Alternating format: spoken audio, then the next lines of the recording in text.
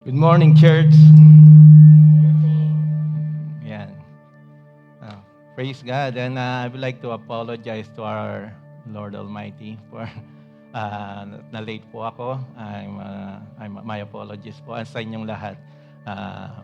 Siguro may jet lag pa. No, but I give it to the Lord because in everything happens for a reason. That is the plan of the Lord. But I'm grateful that once again I am with you at namiss ko po kayo at pasensya na po na naatrasado yung Pampangas Best, Pastor. Uh, but nevertheless, yun nga, I'm grateful to be with you today. And kumusta po kayo? Amen. And I can see in your faces that you are really blessed by the Lord. And we give Him all the praises and glory to that. At sa pagkakataong pong ito, I would like to share to you one message that actually I asked Sister Hazel about kung ano yung immediate concern or need ng church. So, and she told me that it is again in accordance with our theme for this year, for this month, I think, no, or for the couple of months onwards, is planting, no. So we will base our message to that, and I thank the Lord that He gave me this knowledge and wisdom to give you this. So with that, I would like you to stand and let's all read our message. It's from Colossians chapter 3. Actually, I am undergoing a series of message about the Colossians.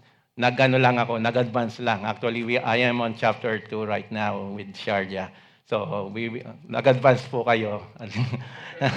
Ayan, and praise God to that. And this is our text from Colossians chapter 3, verses 1 to 4.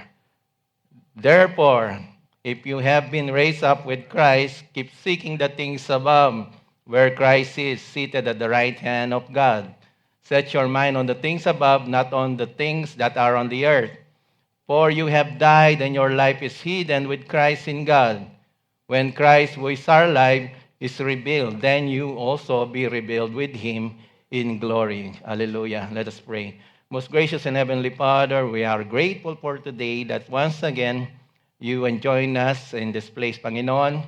Salamat po sa pagkakataon na ikay pasalamatan, purihin, sambahin sa katotohanan ng Espiritu, Panginoon. Salamat po sa mga kapatid na nandito na and their willingness to hear your word, your message, Panginoon. At maging ito ay itanim sa kanilang mga puso, and po nilang baunin sa kanilang buhay sa paglakad dito sa mundo na pinag-aarian po ng kalaban. And we are grateful na patuloy niyo pong pinapalakas ang aming mga puso at isipan to know your word, to know your truth, at ito po ang magiging sandigan po namin as we go through reaching out this earth, Panginoon. Salamat muli at gamitin niyo po ako bilang inyong mouthpiece. Kayo pong tinataas namin, kayo ang pinaparangalan. In Jesus' mighty name. Amen. You can be seated po.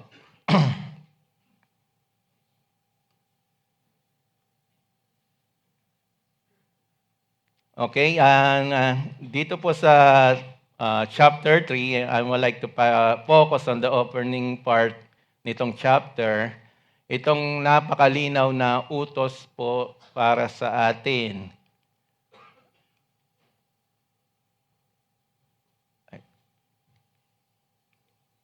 Ay, pumalik pa lang. Sorry.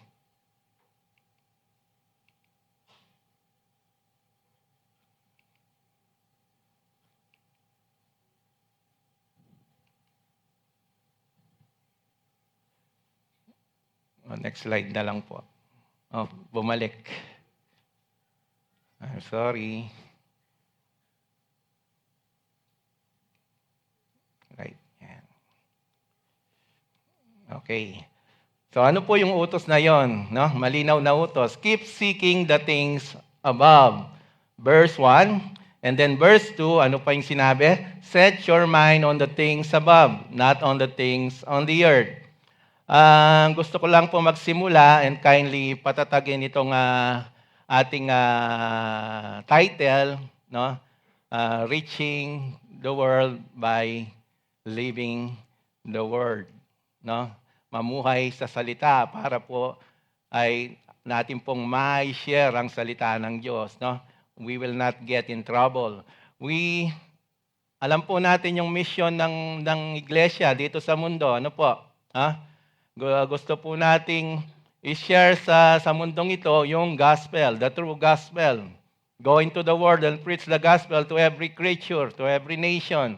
We are to go and we're to bring the gospel to everyone. And we're here to teach them and to observe everything the Lord has passed on to us or has commanded to us, no? And that is to make disciples.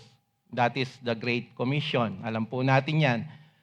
We're here for the purpose of calling to salvation from a human viewpoint. Sorry.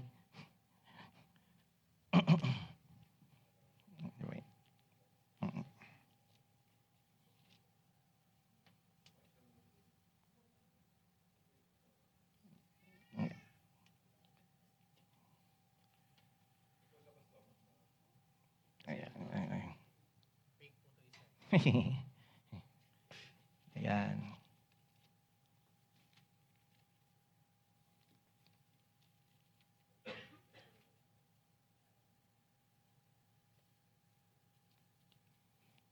Ayan, no? For, saan na tayo? Yan. We're here for the purpose of calling to salvation from a human viewpoint, those whom God will call for His divine sovereign will. So tayo po, inutusan ng Panginoon to share the gospel. Dahil siya pong nakakaalam kung sino yung mga pinili niya, tayo lang po, hindi naman natin alam kung sino yun. That's why we need to reach out to everyone.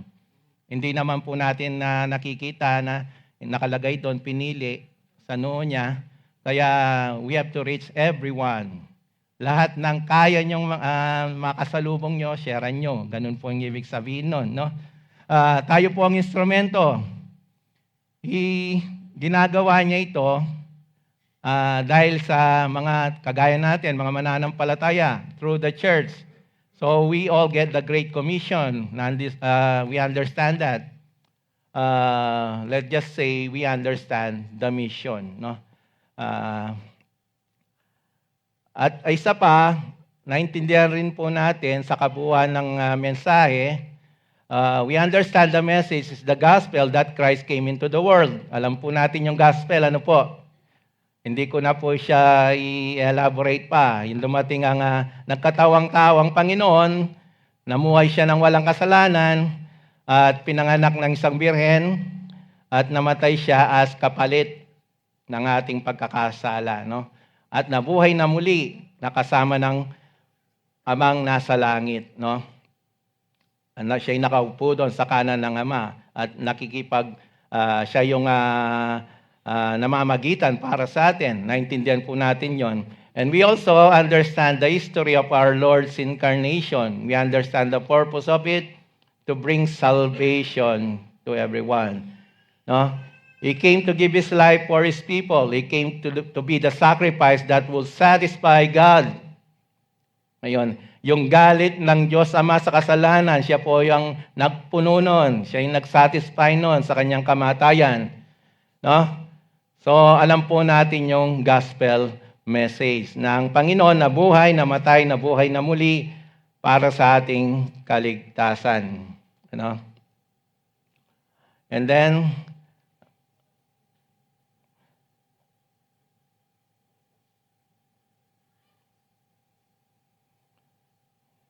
pero kahit alam po natin yon, sa karamihan ng mga churches sa mundo,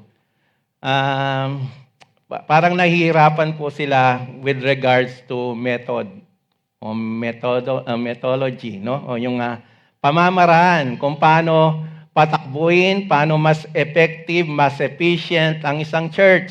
Doon po tayo nagkakatalo, no? The church has been taken captive by a kind of pragmatism. Ano itong pragmatism? Na parang hindi maalis-alis, parang nakakapit na dumi na hindi matanggal, it cannot be shake. Sa tingin po natin, itong pragmatism na ito is dealt with a simple statement na titignan po natin sa ilang mga verse, no? Sabi doon, keep seeking the things above. Set your mind on the things above. Rather than doing that, no, ang mga church, ano yung ginagawa? Believers today and even the church leaders today seems to be preoccupied with seeking the things that are below. Kailangan po maingat po tayo, no? The actual purpose seems to be the best assessment kung ano yung word around us at hindi tayo makatisod sa kanila. Parang gano'n ang nangyayari. We are doing the most we can to make some kind of superficial alterations in our economy. Pinapalitan natin ang kalakaran ng church para i-accommodate ang mga taong gusto nating maakay. When that happened, no, the church seems to be earthbound. Patungo sa mundo ang church. And of course, that will be satanic strategy. Yun po ang gusto ng kalaban, no? Kung tayo po tinawag sa mga makalangit na bagay, then si Satanas, gusto niya na pong sirain yun. He want to make sure that we're trapped in this world, in this earthly things. At yun po ang nagiging dahilan ng pagkawala ng mga churches throughout the church history. But kahit sa mga panahon pong ito, that kind of evangelical pragmatism where we understand the mission, we even understand the message, kagaya ng nabanggit kanina, but we are really confused with the method.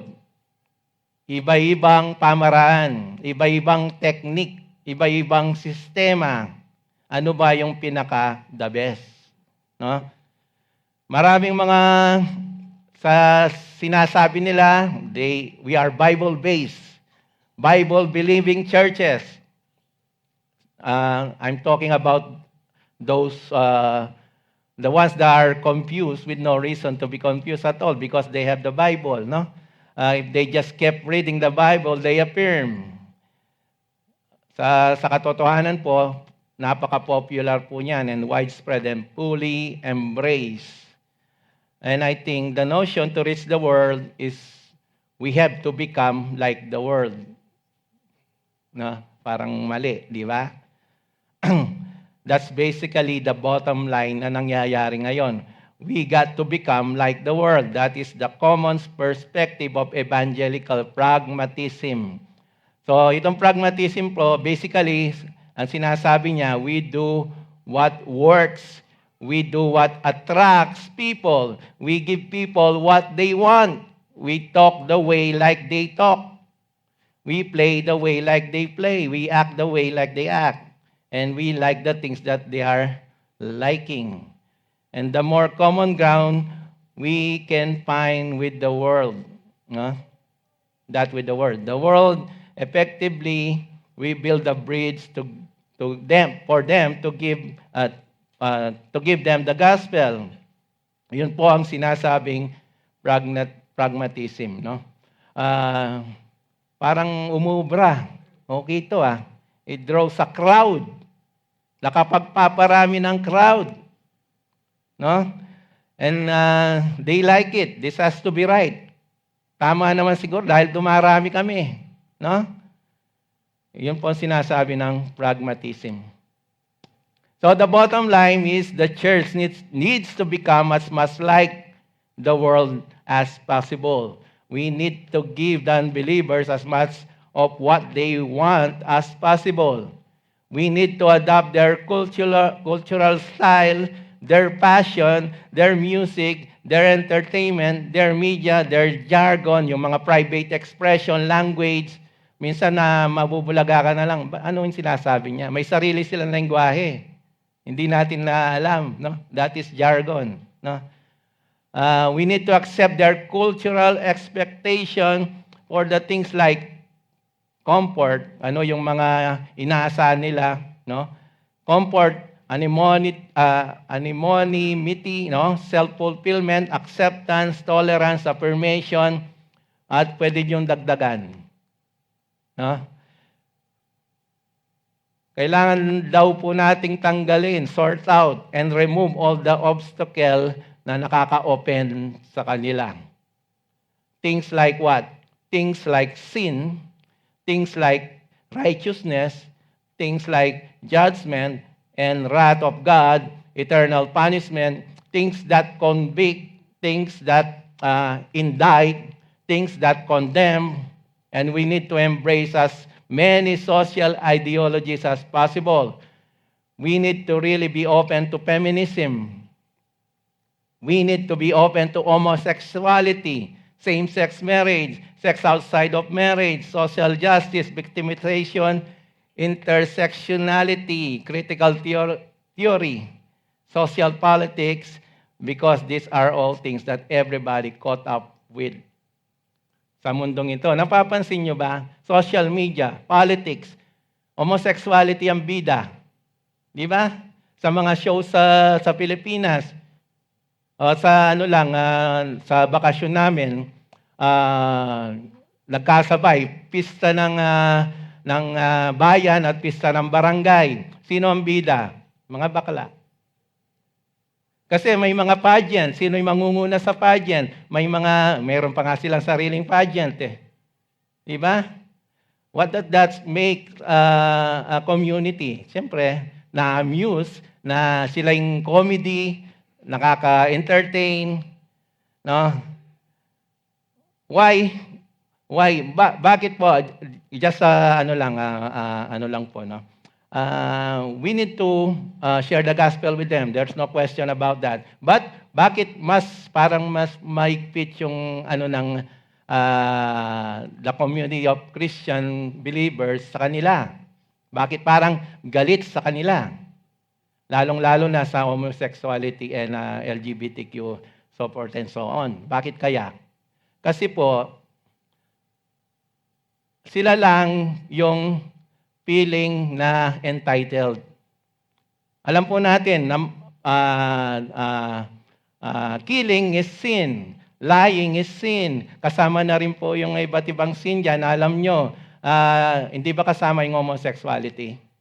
Pero sa tingin nyo, sino ba ang nagkakasalang very proud sa kanyang kasalanan? Sino? Sasabihin ba ng pumatay? Ako yung pumatay. Ito ako. Gusto kong gawing legal ang pagpatay. Meron bang ganon? Wala. Pero yung homosexuality, gusto nila maging legal. Yun po ang kaibahan. Bakit mas maano yung tingin sa kanila? They are feeling entitled. Meron kaming rights. Gusto namin ng rights para sa sarili namin. Actually, they abandon their rights. Yung karapatan nilang bilang isang lalaki, bilang isang babae, iniwan nila para magkaroon ng bagong rights. Yun ang hinahanap nila. Di ba? Ano pa bang rights ang kailangan nyo? And you are living in lies. No? Kaya iba po ang pananaw ng Christian community sa lahat ng nagkakasala. Iba po sa kanila. Sila lang ang feeling entitled. No? Pagdating ko sa pauwi ng Pinas, nabulaga ako sa mga comfort room o sa washroom. 3 na. Sa mismong Clark Airport. In between, hindi ko na natandaan kung ano nakalagay. Basta I just saw it. It's in the middle. Pag-arrival. Pero pag-alis naman, wala naman ako nakita. Anyways, yun po, no? Marami pong mga bagay ang mundong ito na kailangan daw nating i-embrace. Kung ayaw nating maging isolated tayo, we need to jump on the advocacy bandwagon. Ano yung norm? Normal na po sa mundo yan. Yung kasalanan, normal na po. Sinong nakapanood na ng Dear Satan? Na-ban po yun. X-rating. Sino ba naman ang wala sa katinuan na gagawing hero si Satan? No? That is absurd. At ang mahirap doon, may tumatanggap noon, may tumitira sa MTRCB sa Pilipinas. Bakit daw nilagyan ng X-rating? I don't know.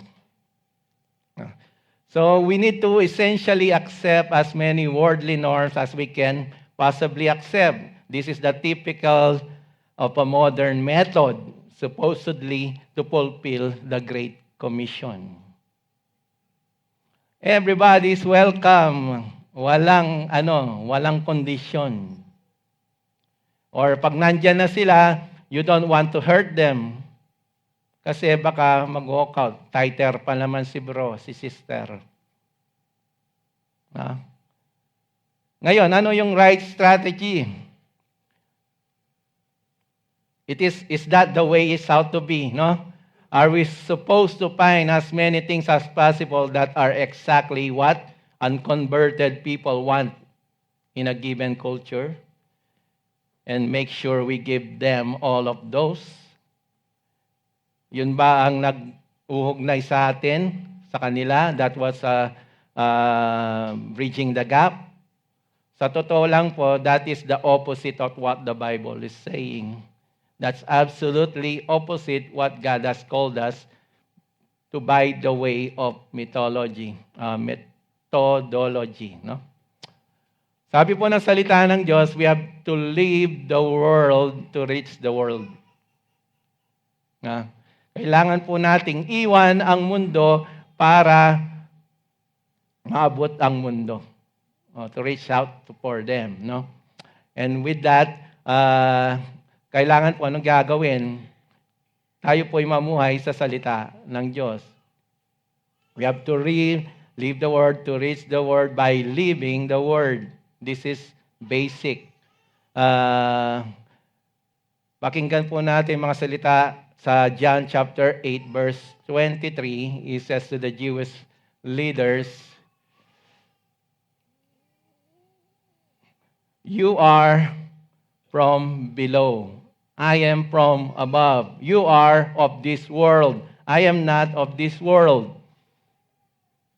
Hindi po kayo makakahanap sa kabuuan ng pagmiministeryo ng Panginoon sa kanyang mga interaction na nakasulat po sa 4 na gospel, anytime where He commanded the world in any way. Siya po ay okupado with hindi po siya okupado with trying to set worldly things na i-accommodate, no? Or worldly confusion back into sanity, no? Hindi po kayo makakahanap ng time when He wanted to deal with worldly economics or societal injustice and iniquities, no? Hindi po siya okupado sa ano ba yung nangyayari sa politika. Ano ba yung bakit tinanggalan ng budget, so forth and so on. Sino ba yung iboboto nyo sa next election? Walang ganun.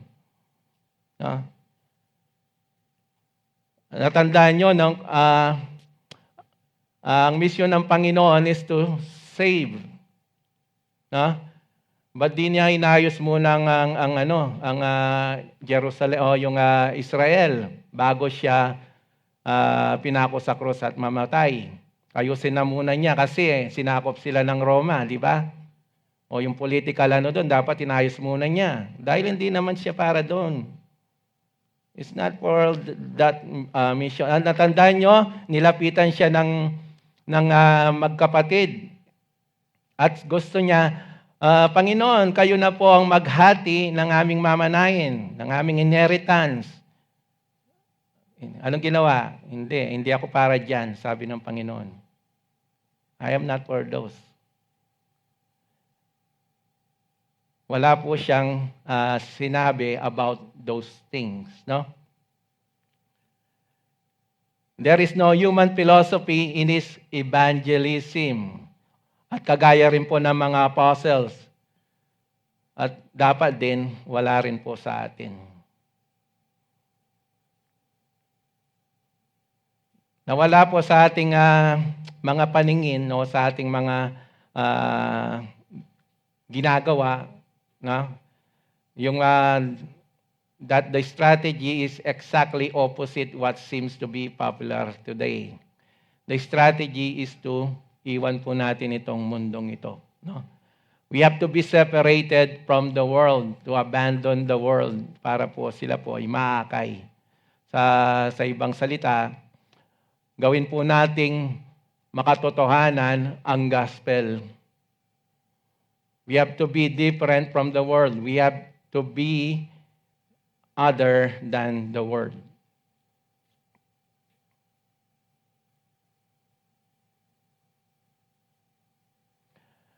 Gusto kong ipakita sa inyo ang ilang mga verses of the scripture. And I think familiar po kayo sa mga verses na to. But I want you to hear them again. Romans 12. Romans 12:1-2. Ayan.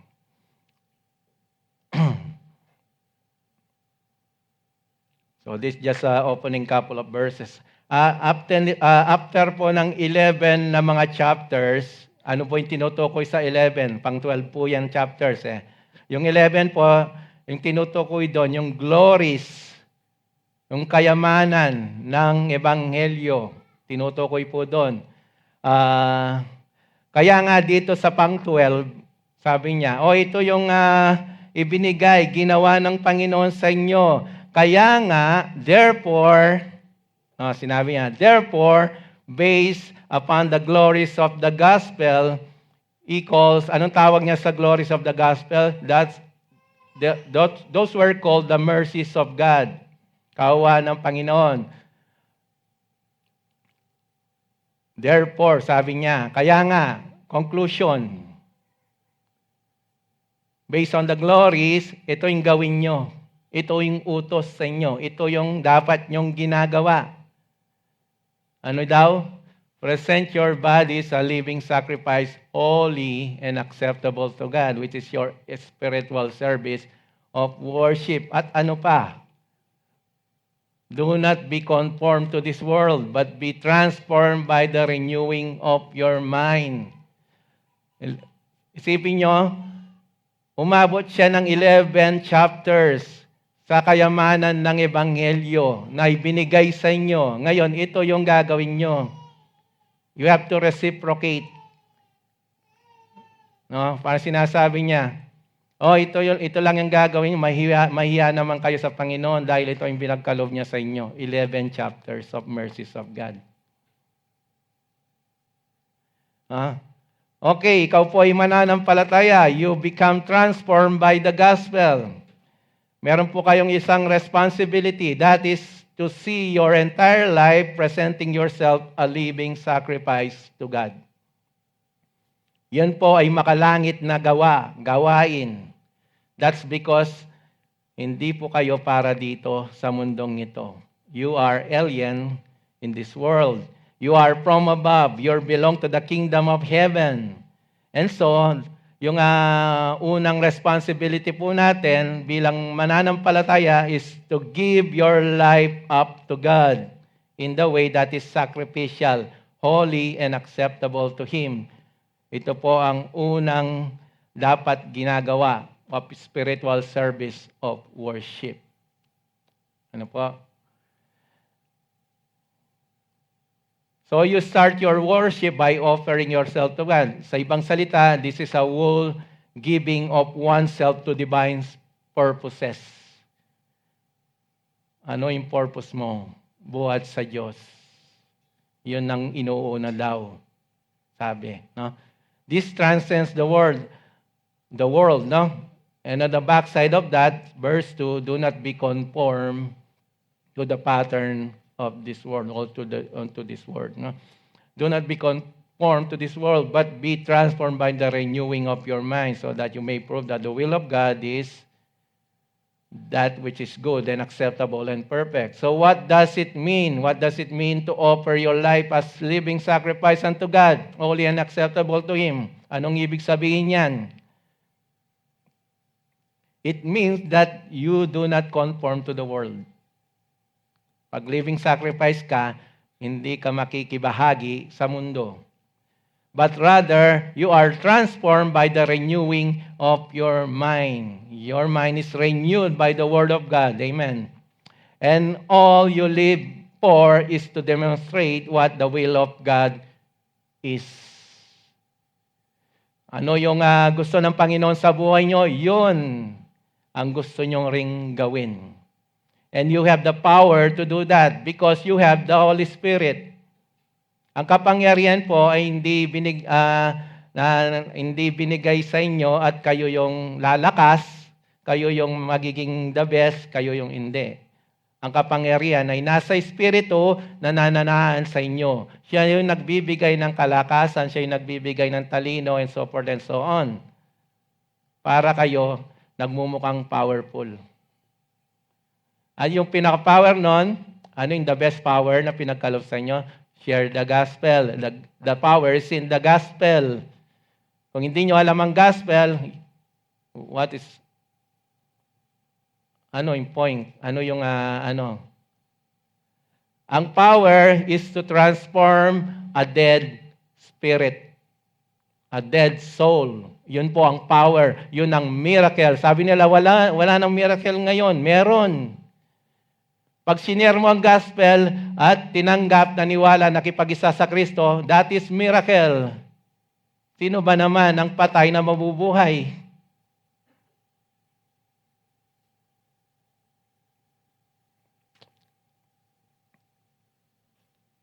So that is the will of God, to share the gospel and to live in the Word of God. No? So what does it mean? Then to live a risen life. What does it mean to live the world? It means to live entirely within the framework of divine commands. Mamuhay ka sa kautusan ng Panginoon. Mamuhay ka sa kalooban ng Panginoon. Entirely within the framework of what the will of God is, which is good and acceptable and perfect. We live to fulfill the will of the Lord, no? And habang ginagawa natin 'yon, no? Obviously, we recognize this is consistent kung sino po tayo, for we are the temple of the living God. The temple of the living God. Just as God said in 2 Corinthians chapter 6, verse 16, anong sinasabi? I will dwell in them and walk among them. I will be their God and they shall be my people. Consistent po yan with the fact that God now takes up residence in us. Amen. God lives in us. At mind nyo, hindi lang po Espiritu ang nananahan sa atin. Kasama po ang Diyos. Kasama po ang God the Father and God the Son and God the Holy Spirit. Really, the Triune God, the Trinity, lives in you. Hindi ka ba mangliliit niyan? You will be humbled by that. We are the temple of God, no? We are people of heaven. We are heavenly people. We are concerned to offer our lives as sacrifice to God and to God alone. It's a solo sacrifice. No? He is the only Lord. We give Him everything. This means that we are a temple unto Him. We are sacred in the total sense because God dwells in us.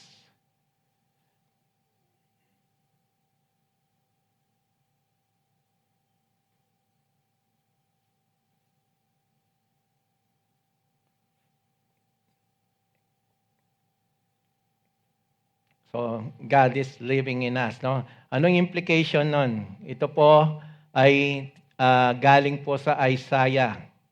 in the Old Testament.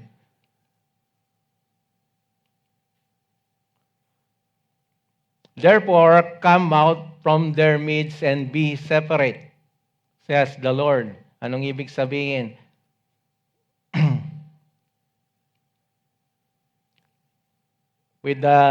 Alongside with 2 Corinthians chapter 6, verse 17, come out from their midst and be separate, and do not touch what is unclean, and I will welcome you, and I will be a father to you, and you shall be my son and daughters to me, says the Lord Almighty.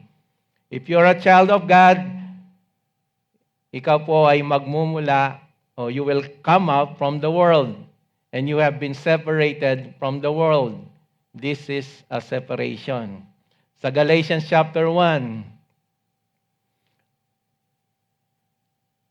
verse 3, grace to you and peace from God our Father and the Lord Jesus Christ, who gave himself up for our sins so that he might rescue us from this present evil age, according to the will of God the Father, to whom be the glory forevermore.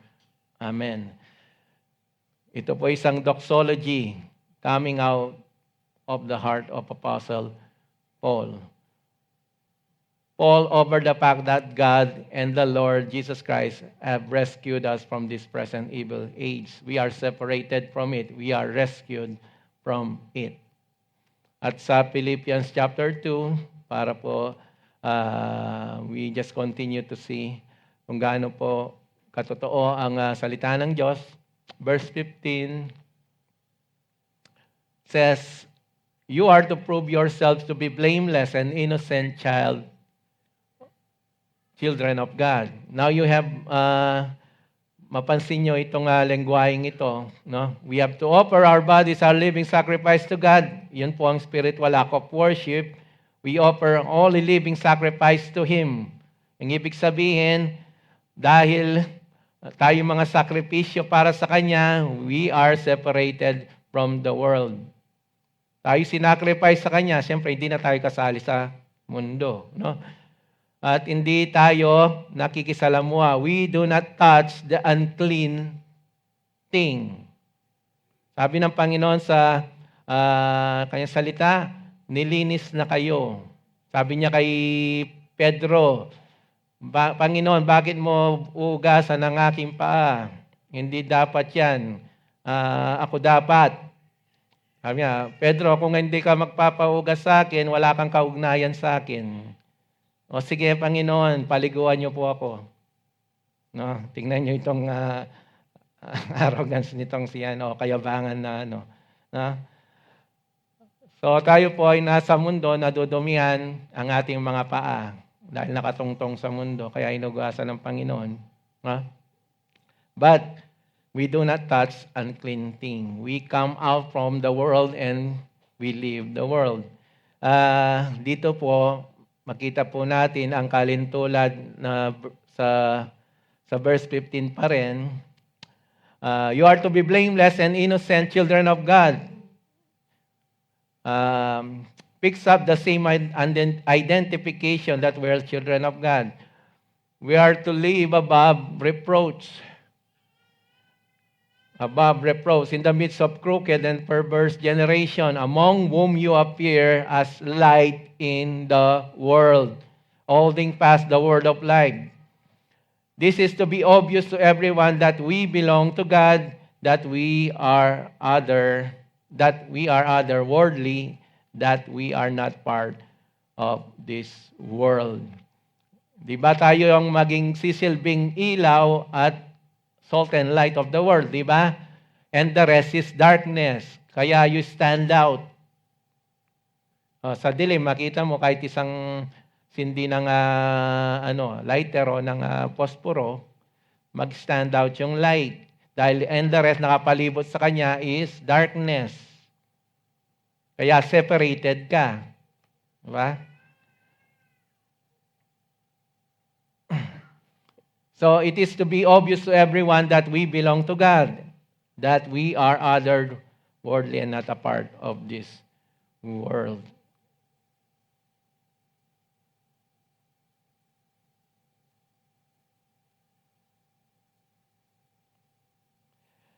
Ngayon, Pastor, mahirap po yan kasi nandito pa tayo sa mundo. Paano ka hindi siyempre sa araw-araw na ginawa ng Diyos, pagpasok mo sa trabaho, ano na yung dadatnan mo? May challenging, no? Talagang susubukin ka dahil ang dami-daming pagsubok dito sa mundong ito, no? We are still in this world. But while we are in this world, we are not to be of this world. At siyempre, the Lord Jesus is the example. Titingin tayo sa ating Panginoon. He was in this perverse and corrupt world. Hiramin po natin ang salita ni Pablo. No? Pero hindi po siya naging affected noon. He was the light shining in the darkness. Ngayon, pakinggan po natin ang John chapter 15, verse 18 to 19.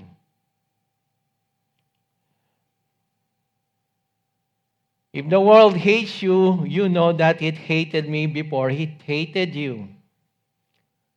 Just a reminder na itong mga, kung ano yung ginagawa nitong mga pragmatists, no? Christ Himself came into the world to preach the gospel and He was hated. He was hated by the mass of people. He came to His own received Him not. Hindi siya tinanggap ng kanyang sariling sambayanan. He was in the world made by Him. Ironically. Galing sa kanyang mundo, nilikha ang mundo, buhat sa kanya, but the world knew Him not. He was rejected aggressively, no? He was rejected hatefully and hostilely, no? So that they have actually executed Him. Kaya nga pinatay Ayaw sa kanya, galit sa kanya.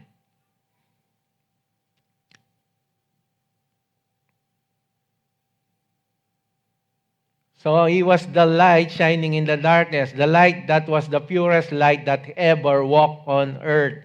But He was killed by the very world He came to preach to. No? Ililigtas ko na nga kayo, tapos ganito pa yung gagawin niyo sa akin. Parang ganun nangyari. No? So He says, if the world hates you, you know that it hated me. Verse 19, if you were of the world and the world would not love its own, but because you're not of the world, but I choose you out of the world because of this world hates you. You're not of the world. I choose you out of the world, so live above the world. We live out of the world. We have to leave the world to reach the world by living His word. Not become more and more like the world. Wag po tayong makibagay na makibagay. Ano ba yung uso sa TikTok? Ano ba yung bagong cellphone? 16 na, no? Nagkakagulo yan. No? Nahuli na ba? Oo, 2 sila.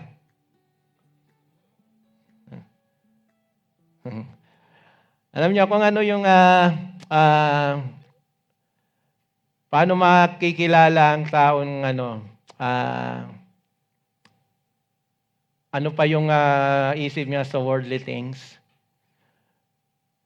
That the person that is caught up in the worldly things. Ngayon, it's easy. Tignan mo yung cellphone niya, tignan mo yung algorithm. Alam niyo yung algorithm? Yun yung sinasuggest ng AI, pag kinilig mo ang isang topic or subject or post, at lahat ng post na kagaya nun, lalabas sa mo. Yun ang palaging pinapakita sa'yo, sa cellphone. Kung ano interesado ka, madali.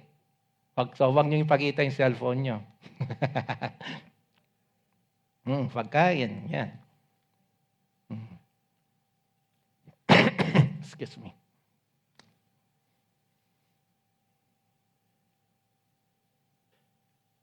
And then over in 17th chapter of John's Gospel, verse 15, he said in this prayer to the Father, I do not ask you to take them out of the world. Huwag mo silang tanggalin sa mundo, but keep them from the evil one. He doesn't take out of the world. He leaves us here. He prays that the Father will protect us from the evil one, but He leaves us in the world. This is where we have to be to do the work that the church is called to do. We have to be in the world. Tayo yung iniwan, tayo pinagkatiwalaan to share the gospel. Tayo yung pinagkatiwalaan even sa galit ng tao sa Panginoon. Kuha niyo po, pati yung galit sa Panginoon, tayo yung magpapatuloy doon. Sabi nga si ni Pablo in one message that I shared, hindi ko alam kung na-share ko na sa inyo, sabi ni Pablo, ako yung magpupuno. I will fulfill yung hate o yung parusa, the sufferings of Christ. Ako yung magpupuno nun. Sabi niya, ibig bang sabihin siya yung bida? No. Because wala na ang Panginoon dito, tayo ang magpapatuloy kung ano yung mga paggalipusta sa Panginoon, the hate that which is should be given to the Lord, sa atin na pupunta. Sa inyo galit ang mundo. Yun po ang ibig sabihin nun. Hindi kayo, dahil hindi na-fulfill ng Panginoon hanggang ito lang natapos niya, kayo magpapatuloy. Hindi po ganun.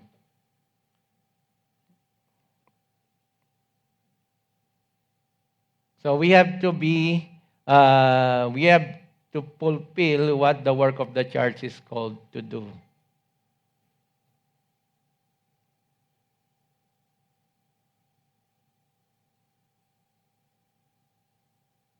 May hindi ako.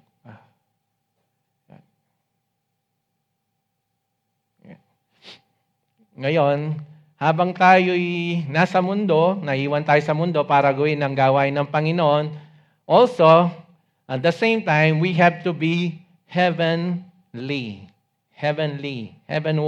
No? But what makes the gospel believable is the fact that we should have a transformed life. Magiging kapanipaniwala ang gospel pag nakikita sa buhay. Palagi po namin sinasabi sa inyo to, no?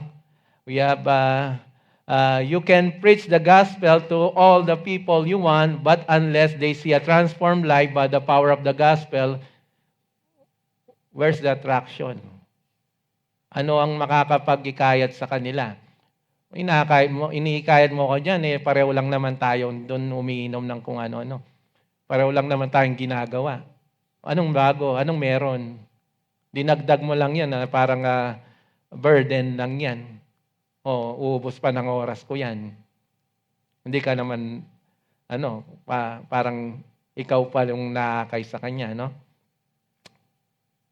So people they need to see a transformed life by the power of the gospel. That's why lahat po ng basura sa church, in the church, all the sin, immorality, and the leadership level in the Christianity is so disastrous because it basically turns all the claims of Christianity into hypocrisy and lies. Ang totoong church, ang totoong Kristiyano ay nagbagong buhay. Iba na yung ginagawa, hindi na yung dati.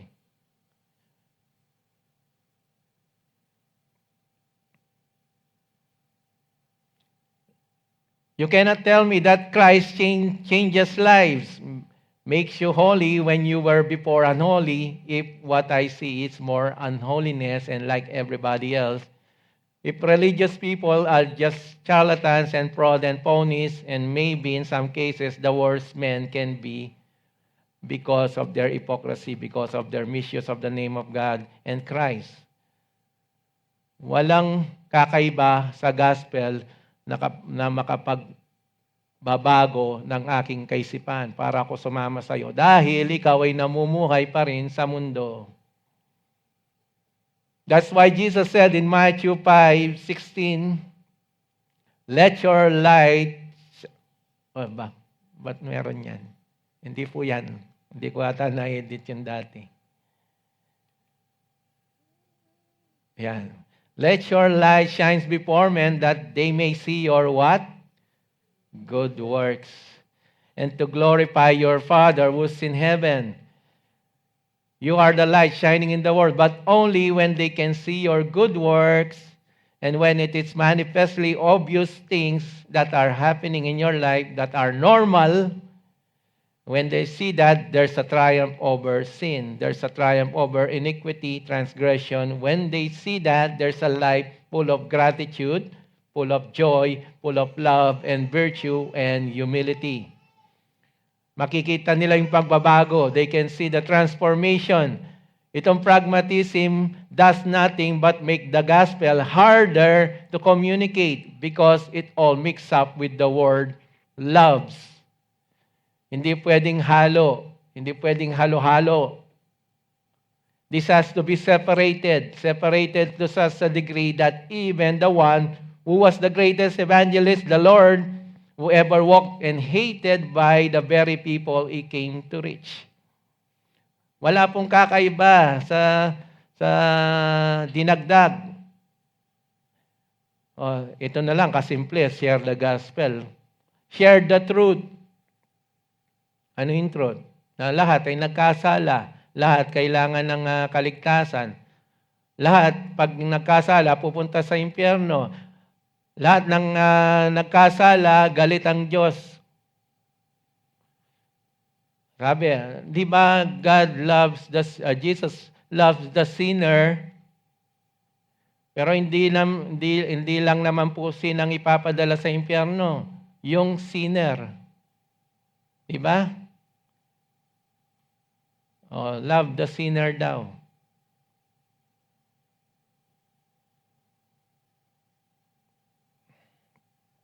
And Paul said, come out from among them and be separate.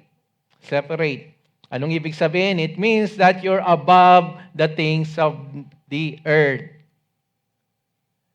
You don't live in this kingdom of darkness. You live in the kingdom of heaven, kingdom of life. You have been literally blessed with spiritual blessing in the heavenlies in Christ. So that's why, sabi sa ating teksto, Paul start by saying, therefore, yung first two chapter, it talk about salvation. The first two chapter, it talk about Christ, kung sino ang Panginoon, ang kanyang pagka-Diyos, at kung anong ginawa niya sa atin. Asahan nyo na merong conclusion. Ito yung ginawa ng Panginoon per chapter 1, chapter 2, therefore. Asahan nyo na yan. No? So because we have been redeemed, because we have been transformed, because you have been forgiven, because Christ paid the debt for your sins, therefore. So, therefore, sabi, if you have been raised up with Christ, sabi dito sa Tagalog, kung kayo ay niligtas, sabi na natin, no? Pero we know that from the Word of God, this is truth. Yung pagliligtas ng Panginoon ay totoo, wala pong makakapag-alis noon. Kaya nga, instead of if, gamitin po natin, since. Therefore, since, dahil kayo ay totoong niligtas ng Panginoon, ito ang gagawin nyo. No? Walang yung totoo ba kayong niligtas? O sige, kung totoo, gawin ito. Pero instead of if, since ang gamitin natin. Hindi ko po pinapalitan ng yung katotohanan ng Panginoon. I'm just using it because is what we need in sino po ang hindi pa nakipag-isa sa Panginoon? Lahat nakarinig na ng gospel? Oh, I'm sure. No? Lahat tumanggap sa Panginoon, nakipag-isa sa Panginoon. So that's why I'm using since. Since you have been raised up, since you have been saved by Christ, ito ang gagawin nyo.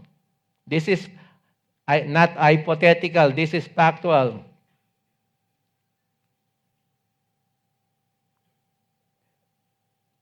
He has been saying in the opening two chapters, you are a citizen of the kingdom. You are part of the household of God. Since this is true, that you died and you were raised up with Christ, ito yung utos.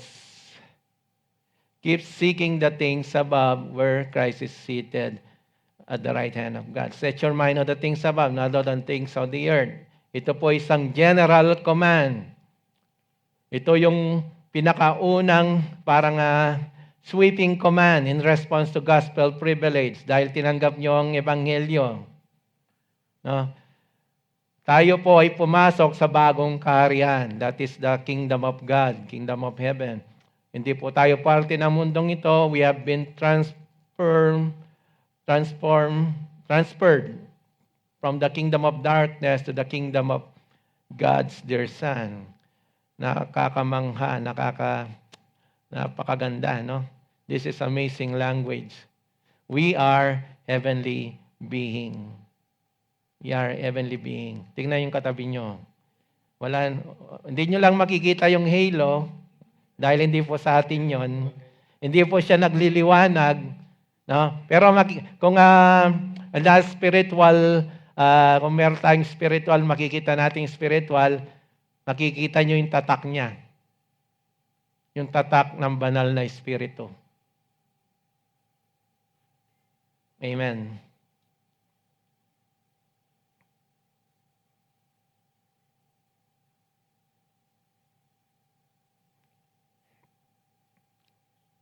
Tandaan po natin yung the truth of your salvation was a greater change that you'll experience at your death. Sa ating pong kamatayan, you have subtraction. Ano yung mawawala sa atin? Ang ating katawang lupa. That subtraction when you die. But at salvation, you are given a new and eternal nature. At that is eternal. That is forever. That was the transformation of all transformations. Tignan po natin sa Philippians chapter 3. Mga ilan pa pong mga important scripture verses. Verse 19, we are talking about the unbelievers. Sabi doon, whose end is destruction and whose God is their appetite. Kung ano yung pagnanasa nila, yun ang dinyo-Diyos nila. And that defines them in general. Whose glory is in their shame. Yung kahihiyan talagang pinamuhay na nila. Ito yung gusto ng mundo. Ito yung sikat sa mundo. Ito yung nakakasiya sa mga tao sa mundo. And that is their glory. Sa ibang salita, they find their satisfaction in their shame. They worship their own appetite, their own desires. They're headed for destruction. Pero pansinin niyo po yung last indictment. Who sets their mind on earthly things. Yun po ang mga taong diretso sa kapahamakan. Kung paano sila mamuhay.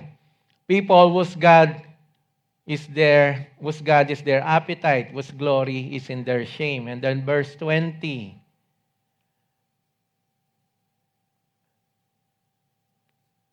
For our citizenship is in heaven, from which also we eagerly wait for a Savior, the Lord Jesus Christ, who will transform the body of a humble state into conformity with the body of His glory by the exertion of His power, and that He has even subject all things to Himself.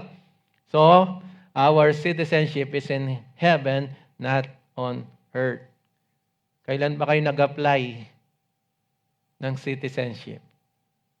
the moment you heard the gospel at binago ng Panginoon ang puso nyo at tinanggap nyo yun, citizen na kayo ng heaven. Are you glad? Amen. So we live in the heavenlies. Everything we love and everything we're part of is in heaven. Ano yung meron tayo sa karya ng Diyos? Ang ating Ama ay nandun. Ang ating tagapagligtas ay nandun. Ang ating mamanay ay nandun. Ang ating mansion, quote and quote, ay nandun. Our citizenship is there. At ang ating reward ay nandun. It's all there. At lahat ng virtues we love are heavenly virtues. All the truth we love are heavenly truth. All the enterprises that we want to engage in are heavenly enterprises. This is life that is consumed with focusing what is heavenly, what is eternal, and what that means is focus on Christ, who is the embodiment of all that. The bottom line is, heavenly focus should be focused on Christ alone. We want to do the will of God. That's heavenward life. And we want to do what God's will and only what God's will. We want to fulfill His purpose in His way. We want to be preoccupied with Christ. We want to draw down all the virtues that belongs to Christ. This is what we want to be. Kaya nga sabi ko, yung focus, yung mindset, yung tema, lahat nakatutok yan kay Kristo. Dahil siya po yung the best example. Wala nang iba. Ano yung vision? Christ. Ano yung future? Christ. Ano yung example? Christ. There's something else? Wala na. Pag mayroon kang tingin kay Kristo, who fulfills all.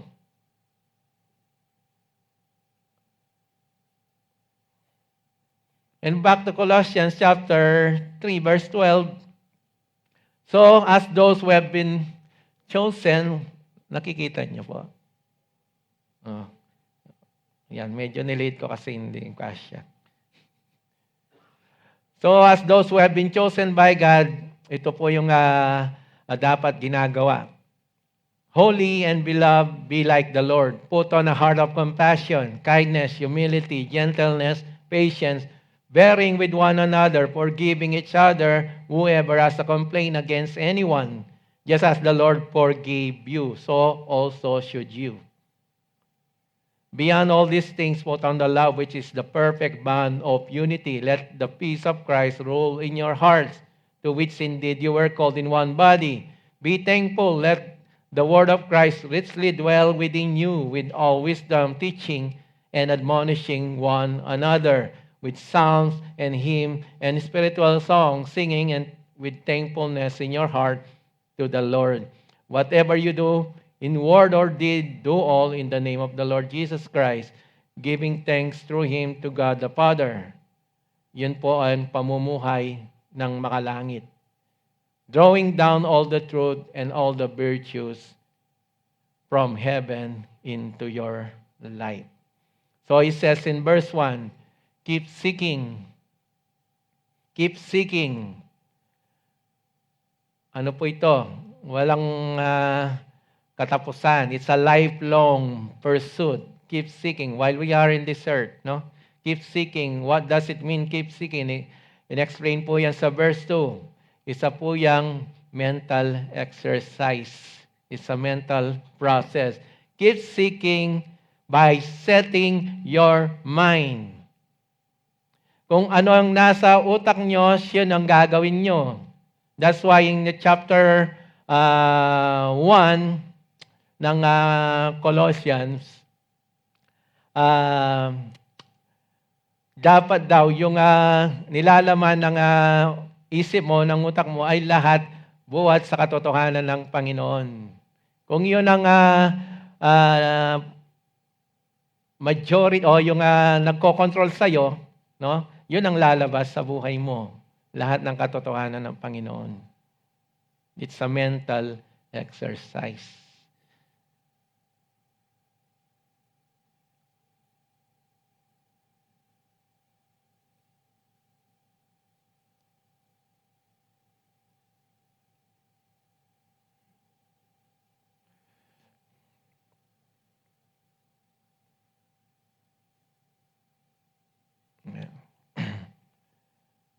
And then, ano ba yung pwede nating makita sa ating mensahe? We are going to go to our conclusion. Uulitin ko po, I say, itong mga Kristiyano, maraming mga Kristiyano, they get stuck in so many earthly things, no? And with that, I would like to call the praise and worship team to prepare po sa ating response song. What do you spend most of the time thinking about? What preoccupies you? What irritates you? What accelerates you? What are your joys? What are your disappointments located in the world or in this heavenly realm? What moves your heart? What preoccupies your emotion? Pag nakikita niyo yung mundo, pasama ng pasama, ano yung nararamdaman niyo? Pag nakikita niyo ang mga kapatid na sumusunod sa salita ng Diyos, ano yung nararamdaman niyo? Kung ano yung nakikita nyo, nasasaktan kayo dahil maraming nakakasala, that is glory to God. Kung nagkamasaya ka dahil nagpupursige ang mga kapatid, ginagawa yung kanilang pagmiministeryo, glory to God. Nagagalak ka, di ba? So what occupies your emotion? Where is your mind? What are you seeking? What preoccupies your life? I just hope it's heaven. I hope that is heavenly, that heavenly occupation showed up in heavenly living. The truth of the gospel is seen in our transformed lives. That's how we reach the world, by living the word. Living the heavenlies. Don't get caught up in the earth. And when people see heavenly lives, the gospel becomes believable. You must not only seek heaven, but you must think heaven. And all that is heaven is revealed on the pages of the Scripture. And that is the message of the Lord. Let us pray. Most gracious Heavenly Father, once again, we are grateful to once again you join us, Panginoon. Salamat po sa paggabay sa inyong mensahero. At salamat po sa paggabay sa mga nakikinig, Panginoon. Salamat po sa katotohanan buhat sa inyong salita that we need to focus on Christ, that what is said in this word, that we should be separated from this world. At salamat, Panginoon, na nananahan ng banal na Espiritu sa amin, that He enlighten us, He strengthen us to stand on this world, Panginoon, na maraming pagsubok, maraming mga pagkakataon na kami pinanghihinaan, Panginoon. You gave us this truth, Panginoon, na kayo po ay nandyan. You live in our hearts. You are God the Father, God the Son, and God the Holy Spirit lives in our heart. Na wala po kaming dapat ikatakot, Panginoon. Wala po kaming dapat ipangamba. At salamat muli sa pagkakataon na malaman namin at privilege to share the gospel.